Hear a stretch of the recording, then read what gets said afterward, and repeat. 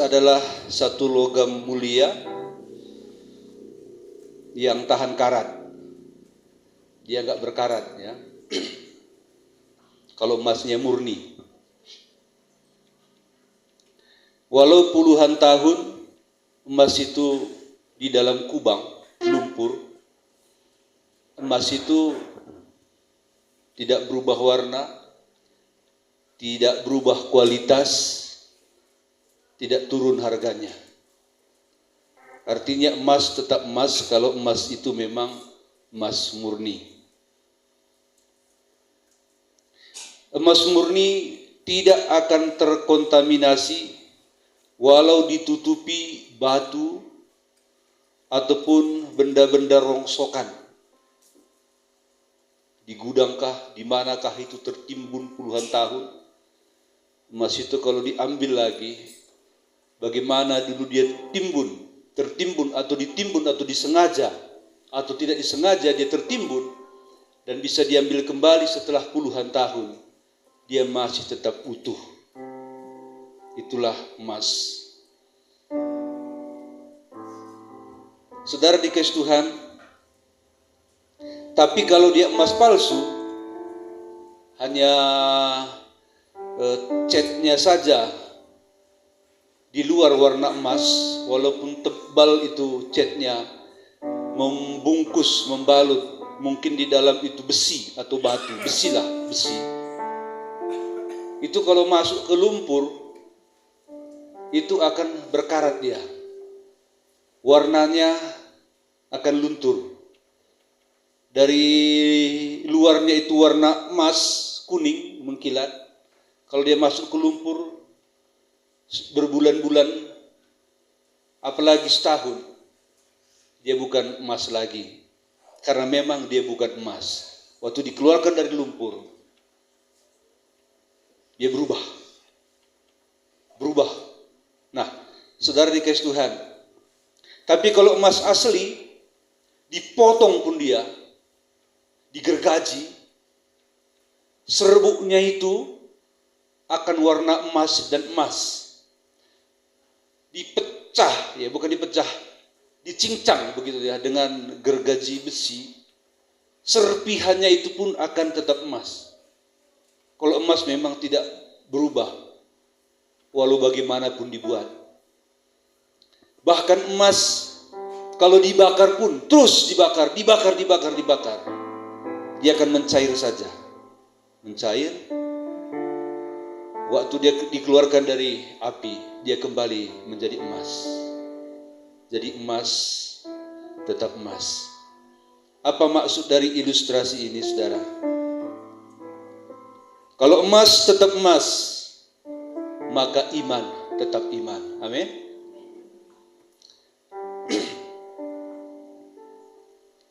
Kalau iman kita itu asli, kalau iman kita asli ya, ditindih masalah, persoalan, iman itu tidak akan berubah. Dia tetap iman. Kalau kasih kita itu memang benar-benar kasih, ditindih oleh masalah yang berat, kasih tetap kasih. Dia enggak berubah. Kecuali kalau iman kita itu ibarat emas, iman itu hanya catnya saja di luar cat emas, cat iman, cat iman. Pada waktu itu dibakar, catnya itu akan terbakar dan nampak isi aslinya di dalam. Kalau iman itu adalah iman di dalam, iman di luar, seperti emas di dalam, emas di luar. Dibakar pun imanmu akan tetap iman. Amin. Dibakar pun kasihmu tidak akan berubah. Kasih tetaplah kasih. Kasih tetaplah kasih. Saudara dikasih Tuhan, iman yang asli dan iman yang palsu akan ketahuan pada saat dia menghadapi masalah, menghadapi persoalan. Iman yang asli atau iman yang palsu akan ketahuan keasliannya pada saat dia diuji. Disitulah nampak nanti, benarkah memang dia beriman atau tidak pada saat diuji. Pastikan iman kita iman yang asli, amin. Amin, saudara. Oke. Waktu Petrus mengaku kepada Yesus, "Guru, walau orang ini nanti lari semua pada waktu guru ditangkap, aku tidak."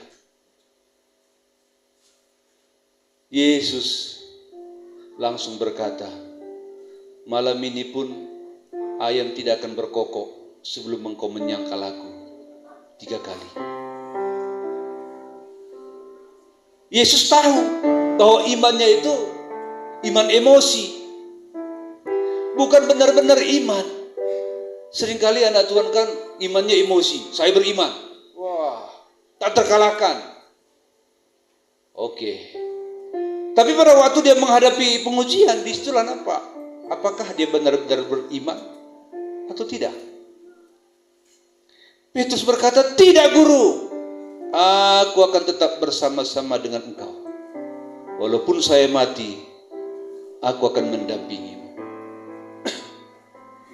Ternyata saudara tidak. Pada waktu datang tentara Roma dan semua ahli-ahli Taurat yang membenci Yesus menangkap dia di Taman Getsemani, dia juga akhirnya lari meninggalkan Yesus dan membiarkan Yesus sendiri.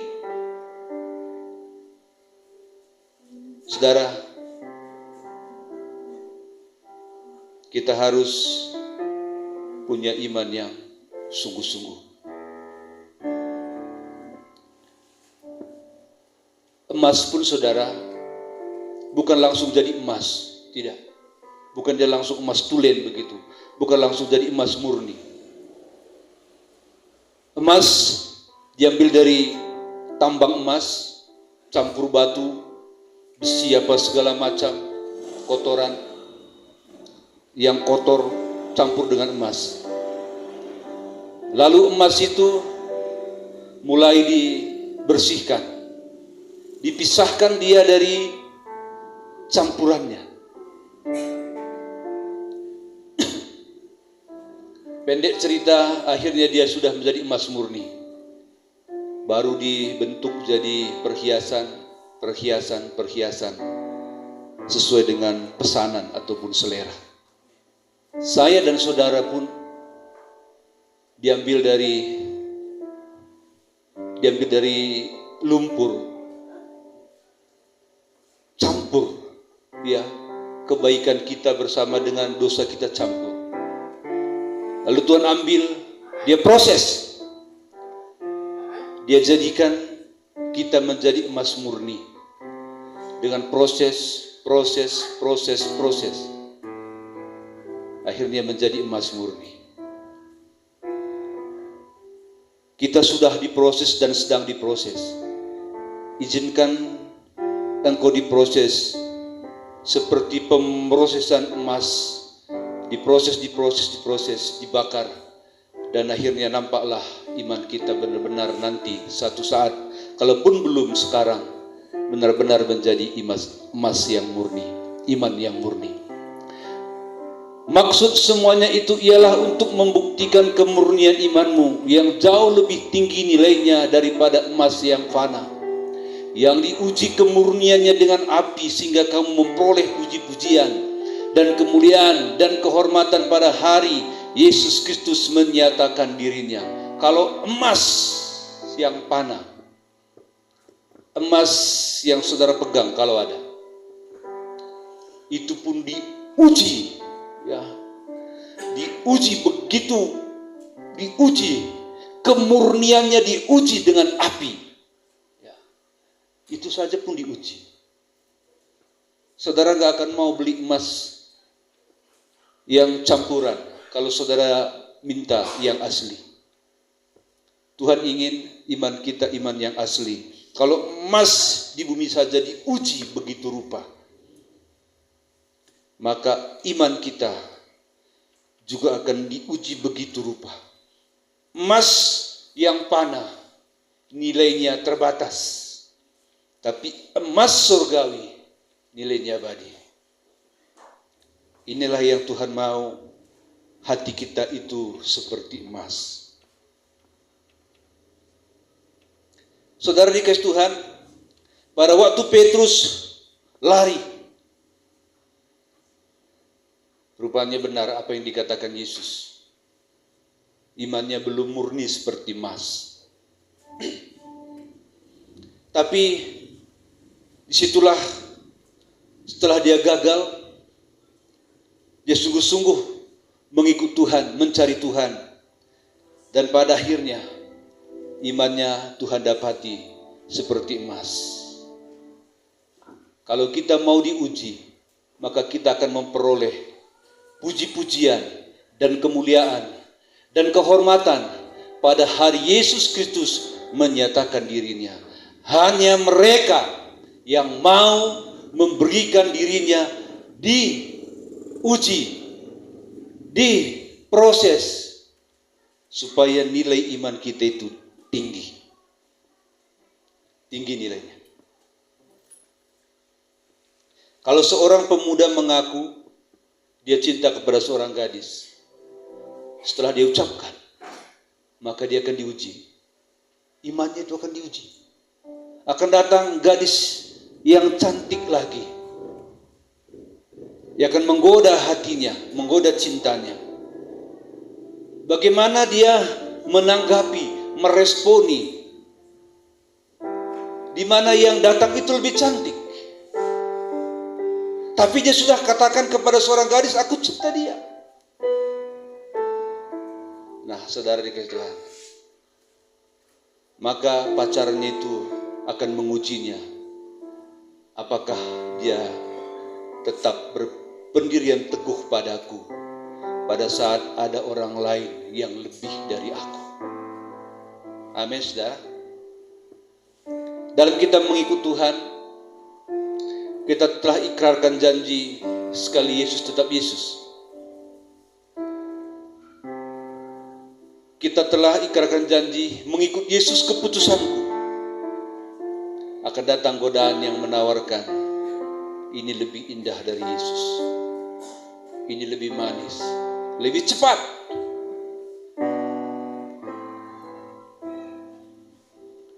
Tapi kalau kita sudah memiliki iman yang teguh, iman itu tidak akan goyah. Kenapa kita memiliki iman teguh kepada Yesus? Karena kita memandang Yesus lebih mulia dari segalanya, lebih berarti dari segalanya, lebih mahal dari segalanya. Itu makanya kita tetapkan, sekali Yesus tetap Yesus. Sebelum kita katakan sekali Yesus tetap Yesus, atau sebelum kita dibaptis, kita telah menilai nilai Yesus dengan nilai harta dunia. Wow, jauh sekali bedanya. Jauh sekali. Tak terbandingkan.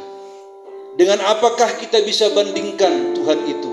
Dengan siapakah kita bisa bandingkan Tuhan itu? Dia tidak punya bandingan dengan siapapun. Dia tak terbandingkan dengan siapapun.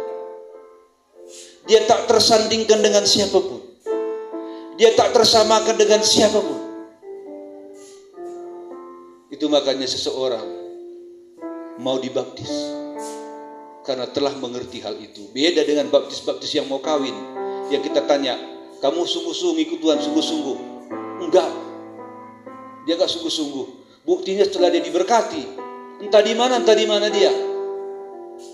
Memang pendeta akan menanya, apa kau sungguh-sungguh mau bertobat? Iya, pasti dia bilang iya.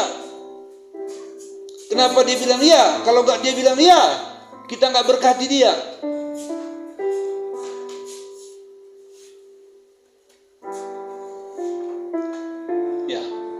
kita enggak berkati dia. Itu sangat beda. Tetapi kadang ada orang yang sudah tua, sudah punya anak, ya, sudah keriput, dia datang kepada pendeta, Pak Pendeta, baptis aku. Nah ini, saudara. Banyak anak-anak muda yang dibaptis, nggak tahu itu iman apa, ngikut-ngikut aja. Kenapa? Karena disuruh oleh mamanya, bapaknya di rumah, baptis kau. Kalau kau nggak baptis susah nanti aku kalau mau kawin. Ini baptisan berdosa ini. Nggak cocok itu. Harus pengakuan dari dalam. Aku mau dibaptis. Ataupun waktu ditanya apakah kau siap, sudah mengerti. Itulah baptisan yang sejati. Saudara dikasih Tuhan, iman yang sejati itu atau iman yang tidak luntur itu di Alkitab seringkali kita dengar tentang dua rumah yang dibangun di atas batu. Satu dibangun di atas batu, satu dibangun di atas pasir.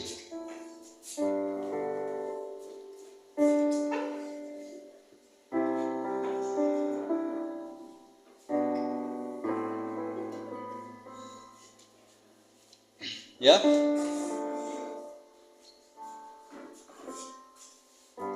Satu dibangun di atas batu, satu dibangun di atas pasir, ya. Terus datanglah ujian. Rumah ini kembar, mirip semua. Jendelanya, lantainya, dari muka, dari belakang, dari atas, dari samping, sama. Kalau kita lihat, nggak tahu kita apa bedanya. Nggak ada bedanya.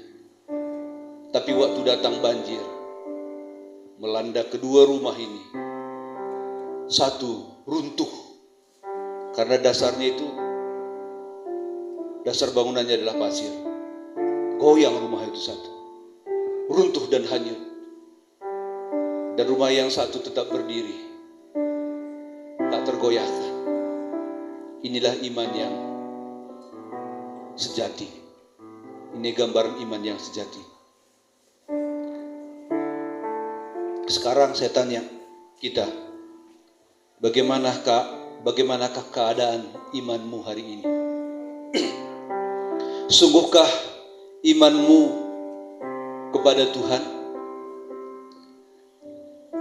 Benarkah engkau beriman sungguh-sungguh kepada Tuhan? Ini sudah mengorek hati ini, ya. Tadi hati Petrus, terus hati anak lajang tadi, naksir sama anak gadis. Tadi saya bilang tentang emas asli dan emas palsu. Sekarang tentang iman kita. Benarkah engkau sungguh-sungguh mengasihi Tuhan? Ini sudah dia tusuk hati saudara. Benar? Benarkah engkau sungguh-sungguh mengasihi Tuhan? Jawab di hati. Mungkin kita berkata sudah sungguh-sungguh, imanku sungguh-sungguh. Bagaimana kalau diuji? Kan ke situ jatuhnya kan. Siapapun merasa dia sudah hebat, seorang olahragawan, dia strongnya itu, badannya kekar. Latihan di tempat latihan. Kalau melihatnya kita bisa bilang, oh pasti hebat. Tapi nanti kita buktikan di ring tinju, kan begitu. Di situ kita uji. Di situ nanti pelatih menguji. Di situ nanti para netizen menguji. Di situ nanti penggemarnya menguji. Ini jagoanku. Waktu naik di ring, KO. Setiap iman akan diuji di tempat pengujian. Iman kita semua akan diuji. Kasih kita semua akan diuji. Pada saat diuji, Apakah kasihmu berkurang nilainya? Apakah kasihmu luntur? Apakah imanmu akan berubah rupa, berubah warna, berubah warna? Rumah di atas pasir dan di atas batu itu pada waktu diuji bukan hanya berubah, hanyut di bawah banjir, tak tahu lagi di mana alamatnya. Puing-puingnya berserakan. Rugi. Bayangkan kalau rumah itu lantai 3. 10 kali 10 aja ke atas lantai 3. Sudah berapa miliar kerugian itu. Itu rumah. Kalau imanmu berdiri di atas pasir, waktu datang pencobaan, imanmu hanyut. Bukan cuma 3 miliar engkau rugi. Engkau rugi kekal. Mengikut Tuhan adalah satu keputusan. Kita mengarahkan haluan kita kepada Kristus. Dulu haluan kita kepada dosa, sekarang kepada Kristus. Ini satu haluan yang sangat serius. Banyak orang berusaha untuk berhasil mengarahkan haluannya kepada Kristus. Tetapi ujian yang akan membuktikan apakah dia benar-benar sungguh-sungguh beriman atau tidak. Godaan sudah pasti datang. Masalah sudah pasti datang. Berkat sudah pasti datang silih berganti. Pada saat datang masalah, apakah engkau masih beriman? Pada saat engkau diberkati melimpah-limpah, apakah engkau masih beriman? Atau lenyap, tidak tahu lagi di mana rimbanya, tidak tahu lagi di mana alamatnya di dalam Tuhan, sudah di mana-mana, kan begitu. Saya sangat bersyukur banyak di antara kita yang masih tetap beribadah. Itulah tandanya saudara beriman. Amin. Amin. Itu saja dulu. Jangan terlalu dalam dulu kita korek hati itu kan. Kalau terlalu dalam kita korek, nanti marah hati itu. Kalau nggak siap diproses, dari dalam ada kata-kata semut-semut yang keluar. Begitu. Saudara, Judas Iskariot dipercayakan Tuhan, nah pegang. Judas, kamu kupercayakan, pegang kas penginjilan kita. Sudah barang tentu saudara, kalau penginjilan Yesus itu banyak uang masuk kan? Banyak lah, pastilah ya. Kalau sekarang saja ada tim-tim penginjilan yang melepaskan mujizat, pasti dananya banyak, donaturnya banyak. Ini Judas yang pegang. Raja segala raja, ketua PI-nya, ketua penginjilannya. Yesus menunjuk Judas karena Yesus pikir dia mampu. Memang kemampuan seseorang harus selalu dipertahankan. Hari ini bisa Tuhan percaya pada kita, besok belum tentu. Hari itu Yesus percaya kepada Judas. Hari kedepannya adalah perjuangan untuk tetap percaya. Amin. Tapi ternyata tak sanggup Judas ini menjadi bendahara. Saudara sanggup menjadi bendahara Tuhan? Judas gak sanggup. Semua kita adalah bendahara Tuhan ya. Semua kita bendahara Tuhan. Ada uang Tuhan dalam diri saudara. Saudara beri atau tidak itu perjuangan. Perjuangan. Judas tak tahan. Dia ambil sering uang itu, diambil untuk kebutuhannya. Satu hari dia merasa kurang. Dan roh mata duitan itu, roh mamon itu menguasai dia. Maka Yesus pun dia singkirkan. Dia takut dikoreksi. Dia takut dikoreksi. Dia gugur iman.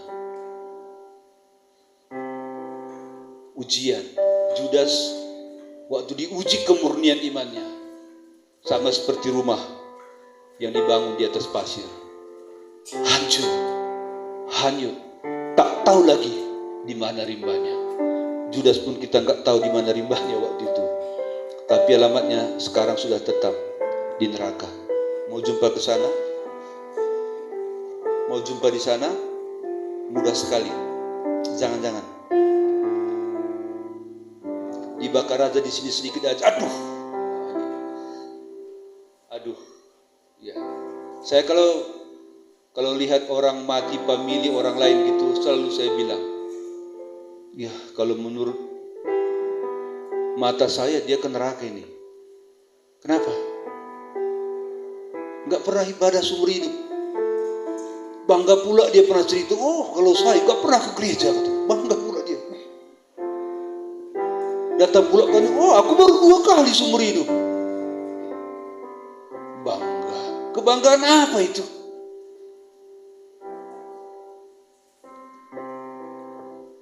Kita bangga memiliki Yesus, amin. Saudara harus bangga memiliki Yesus yang lebih mahal dari harta dunia ini. Sudah bisa bandingkan kan? Harta dunia dengan Yesus. Bandingannya tak terbandingkan. Dengan apapun tak terbandingkan. Saking besar, saking mulia. Dia dari kemuliaan sampai kemuliaan. Ada ternyanyi, dari kemuliaan sampai kemuliaan. Tahu apa artinya itu? Sebelum dijadikan dunia, itu kekal, mulia. Setelah tamat nanti dunia, itu kekal. Itu dari kemuliaan sampai kemuliaan. Maukah engkau di sana nanti bersama dia? Dari kemuliaan sampai kemuliaan. Renungkanlah itu sekali-sekali. Apa sih dari kemuliaan sampai kemuliaan? Dari kekal sampai kekal. Wow. Saudara dikasih Tuhan, Nabi Bileam, Nabi Bileam ini, kalau dia kutuk orang lain hancur. Saking hebatnya kuasa Tuhan dalam dia. Tapi dia digoda oleh uang. Dia menerima uang itu dan dia mengutuk orang Israel. Orang Israel gak bisa dikutuk. Dia kutuk. Imannya pun kandas karena disogok. Ini ya saudara, jangan kita karena uang iman kita menjadi luntur. Ingatlah, pegang uang itu. Ini dibandingkan dengan Yesus, tak dapat dibandingkan. Tak dapat dibandingkan. Jangan karena uang itu kita gelap mata, kita silap, kita mengambil keputusan yang salah. Uang tidak bisa menyelamatkanmu, walaupun datangnya seperti pancur. Ngerti saudara? Pernah mandi di pancur? Enggak berhenti-berhenti. Walau seperti itu rezekimu hebatnya, enggak akan bisa menyelamatkanmu dari api yang kekal. Hanya pengabdian kepada Yesus Kristus yang bisa.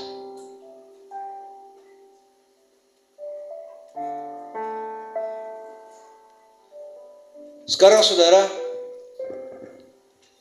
kita punya iman. Apakah iman saudara kuat atau tidak?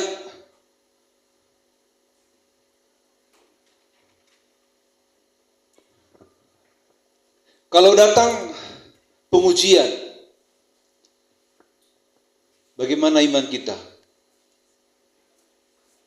Dapatkah bertahan? Dia tetap utuh? Bagaimana kalau kita rugi dalam bekerja? Apakah iman kita tetap? Bagaimana kalau kita disakiti? Disakiti nih, dikecewakan oleh seseorang. Bagaimana iman kita? Bagaimana kalau orang yang selama ini membenci kita, menyakiti kita, tiba-tiba dia kaya. Tiba-tiba kaya. Kena harga tomatnya, cabenya, buntisnya, wortelnya, dan lain-lain sebagainya. Gimana kira-kira? Ambil apa? Nggak sakit kita ini ya. Tapi tiba-tiba orang yang kita tidak suka itu naik daun. Panas dingin, wah. Panas, dingin. Ini iman yang nggak kuat ini. Harus banyak berlutut. Amin. Saudara, menerima, ya, ikhlas menerima keberhasilan orang lain. Itu iman. Amin. Ada orang gak tahan, saudara. Orang lain semakin diberkati, panas dingin. Sini pun panas. 2 menit kemudian dingin. Wah.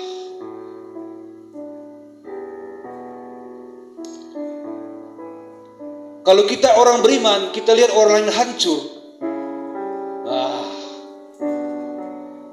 Mampuslah dia.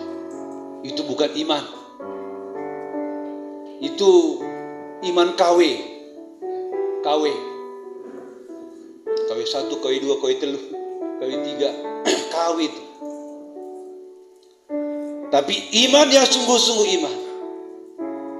Firman Tuhan berkata, pada saat dia tertawa, kita ikut tertawa dan bertepuk tangan. Jadi berkati, kita bersuka cita.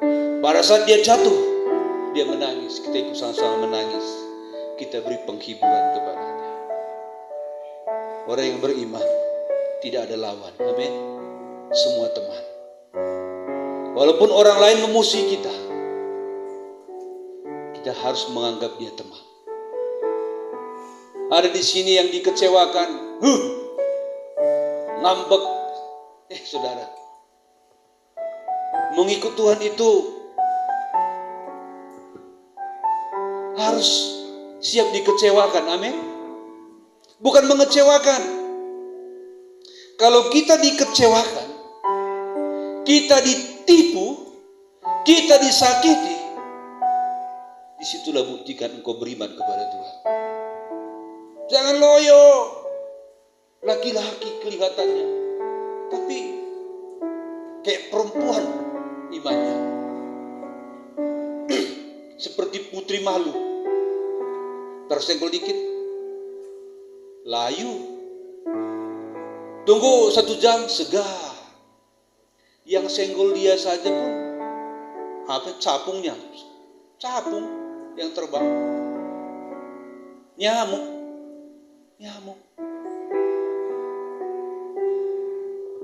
Tegarlah beriman, amin. Kokohlah beriman, kuatlah beriman. Maka engkau mudah sekali sakit hati dan kecewa, dan akhirnya kau tidak beribadah lagi kepada Tuhan. Itu karena persekutuanmu dengan Tuhan itu lemah. Malas Anda beribadah. Jadi persoalannya kecil, dibuka, dibesar-besarkan. Kalau engkau beriman persoalannya kecil, kau anggap enggak persoalan. Amin. Persoalan yang besar diperkecil. Saudara. Memang itulah perjalanan iman. Itulah tantangan beriman dalam hidup ini. Saya bawa cerita Yusuf. Yusuf ini anaknya Yakub. Ini seringkali tampil karena memang dia adalah seorang pahlawan iman. Yusuf ini masih muda, 17 tahunan. Ya. Dia sudah beriman kepada Tuhan. Tapi hari itu Tuhan izinkan imannya diuji dengan baik-baik ini. Ini poin terakhirnya, poin pentingnya ini. Dia ditangkap saudara-saudaranya, satu bapak lain mama. Dihantam, gedebak. Dia bilang, abang, jangan abang.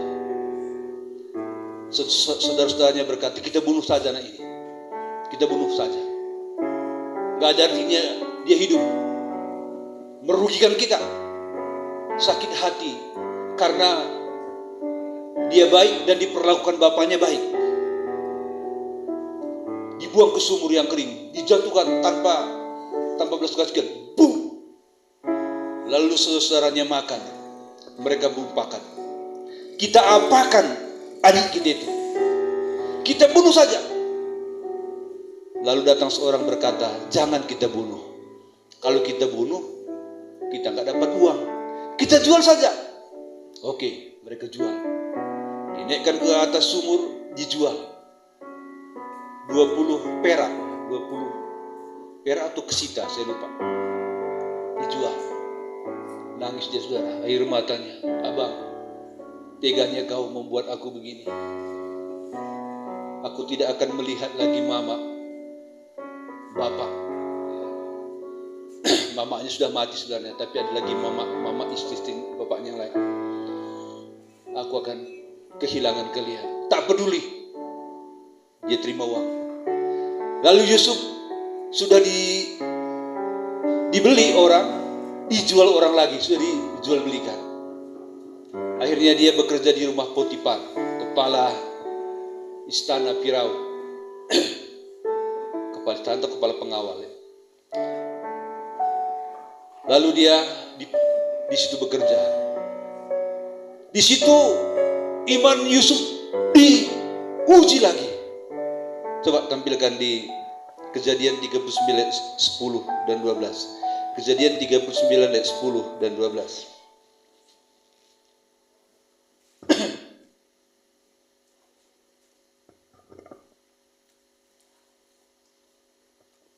Kita lihat saja di Alkitab kalau masih lama. Kejadian pasal yang ke-39 ayat yang ke-10. Saya akan baca.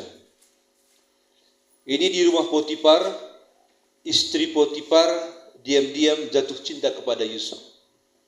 Karena memang Yusuf orangnya ganteng, manis, baik, dan punya rezeki. Rezekinya itu luar biasa, bergerak di rumah Potifar. Dari hari ke hari ini, walaupun dari hari ke hari perempuan itu memujuk Yusuf, Yusuf tidak mendengarkan bujukannya itu untuk tidur di sisinya dan bersetubuh dengan dia. Pada suatu hari masuklah Yusuf ke dalam rumah untuk melakukan pekerjaannya. Sedang dari seisi rumah itu, seorang pun tidak ada di rumah.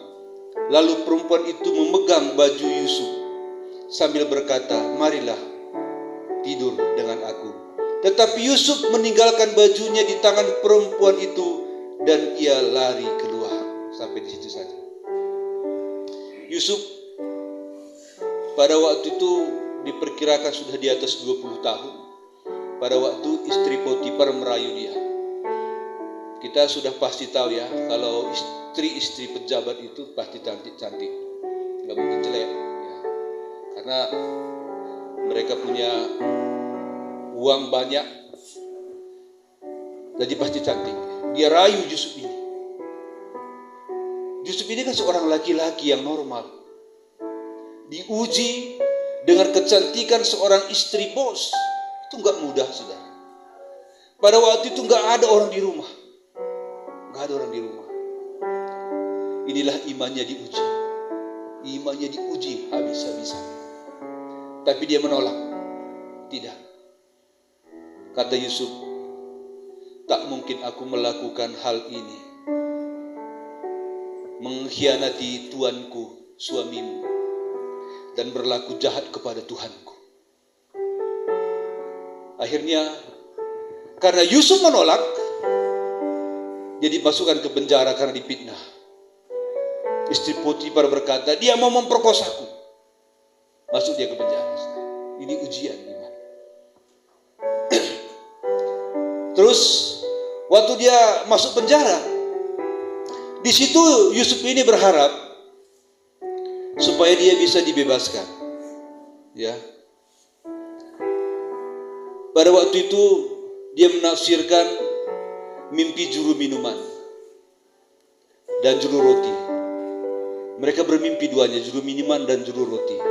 Lalu Yusuf tafsirkan mimpi juru minuman ini.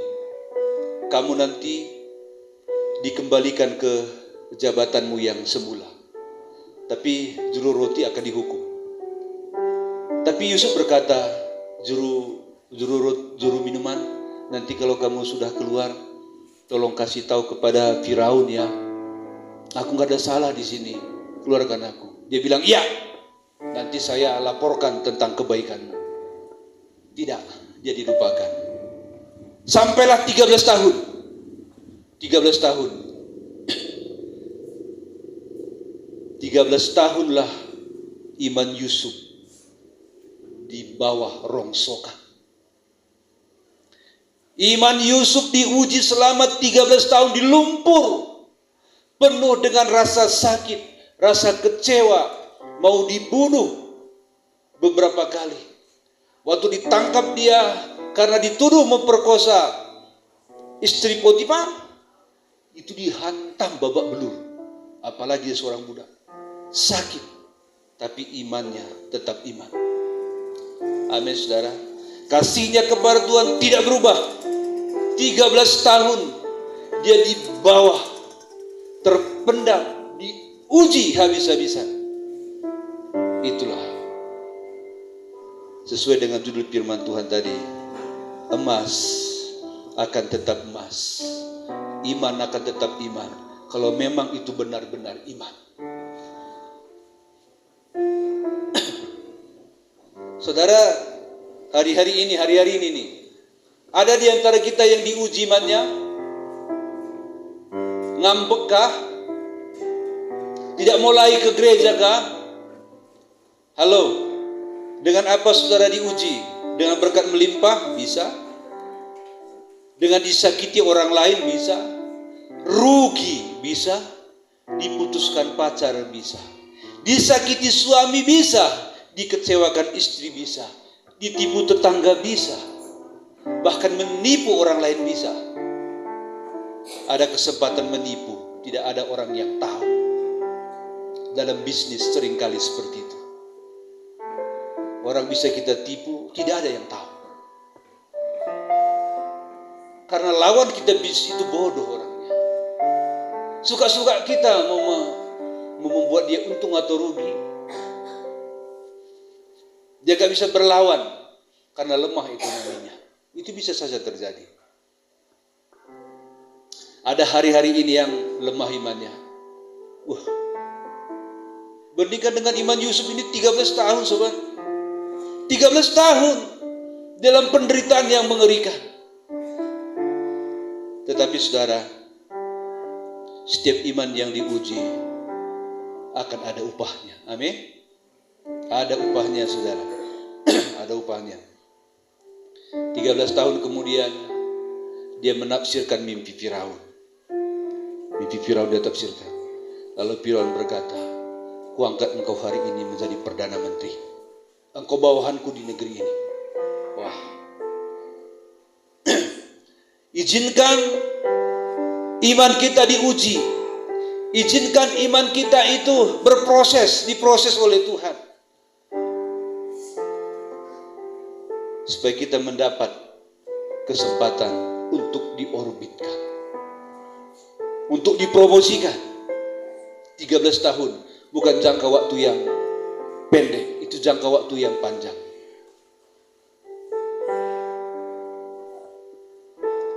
Pada waktu Daud menjadi DPO, apa DPO?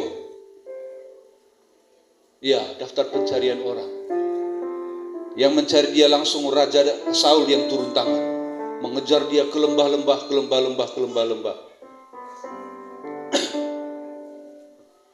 Walaupun begitu, dia pun belasan tahun juga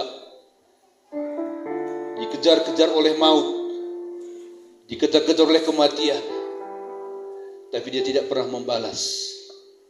Disinilah kulihat Daud, kasihnya tidak berubah. Ada kesempatan untuk membunuh Raja Saul 2 kali, bisa dia bunuh, tapi dia gemetar. Jangan engkau jamah orang yang diurapi. Tidak. Dia tidak mau merusak kasihnya kepada Tuhan. walaupun punya kesempatan. Itulah kasih yang tidak berubah. Amin. Iman Yusuf tidak berubah, kasih Yusuf tidak berubah. Pada waktu saudara-saudaranya datang ke Mesir membeli makanan, Yusuflah yang memegang seluruh perbendaharaan di Mesir. Seluruh keliling dari Mesir, seluruh dunia pada waktu itu kelaparan melanda dunia. Makanan cuma ada di, bahan pangan cuma ada di Mesir. Datang saudara-saudaranya, dia kenal. Oh, ini saudara-saudaraku dulu yang membunuh aku. Tidak ada tangan mereka yang tidak menumbuk aku dengan bengis. Tapi hari inilah aku akan tunjukkan kejahatan, ku balas dengan kasih. Amin. Kejahatan dibalas dengan kasih. Yusuf telah melakukannya. Daud pun punya kesempatan membunuh Saul. Kejahatannya dia balas dengan kasih. Waktu Daud berkata, "Bapakku Raja Saul, cobalah lihat bajumu yang terkoyak itu." "Hah? Kok koyak?" "Ini bapakku di tanganku. Tadi malam aku diberi Tuhan waktu jumpa denganmu. Ada waktuku untuk membunuhmu. Siapapun tidak tahu waktu aku membunuhmu. Tak akan ada orang tahu. Tapi inilah buktinya. Bajumu kupotong. Ini." Menangis Saul, "Anakku, engkau sungguh baik." Kejahatan balas dengan kasih. Amin. Amin, saudara. Jangan karena tidak ada yang tahu engkau lakukan itu. Ingat, Bapamu melihat. Walau diberi kesempatan kepadamu, kesempatan emas, siapapun tidak tahu engkau melakukan itu. Siapapun tidak tahu engkau mengambil itu. Siapapun tidak tahu engkau melakukan dosa itu. Bapa tahu. Daud tahu. Tidak ada yang melihat, tapi ada sepasang mata surga melihat. Dia gagalkan. Tidak. Tidak. Tidak. Amin, saudara.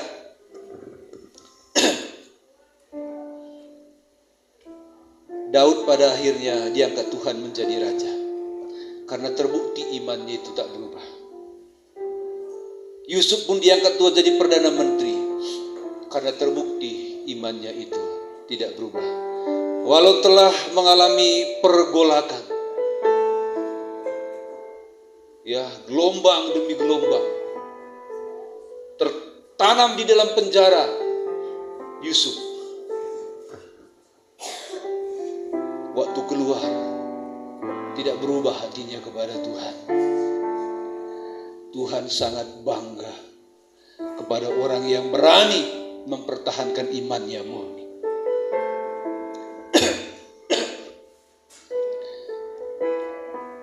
Masih ada beberapa contoh sini. Daniel, Sadrah, Mesah, Abednego. Daniel dimasukkan ke gua singa. Sebelum dimasukkan dia beriman. Dimasukkan pun beriman. Keluar pun sama, tidak berubah. Sadrah, Mesah, Abednego diuji, masukkan ke api. Dia beriman, keluar dari api. Biasa. Dia enggak sombong keluar dari api. Oh, aku sudah melewati api, aku sombong. Tidak. Masuk sakit, keluar dipuji orang. Dipuji, imannya tidak berubah. Disakiti, imannya tidak berubah. Satu hal yang tidak berubah, pandangan Tuhan dan harapan Tuhan kepada kita, dan yang diharapkan dari kita ialah supaya iman kita itu tidak berubah diuji dalam masalah dan persoalan walaupun dalam waktu yang cukup lama. Amin. Ini yang Tuhan mau. Sekali lagi saya tutup. Emas tetap emas. Iman tetap iman. Walau melewati berjuta rasa yang tidak enak. Tuhan Yesus memberkati.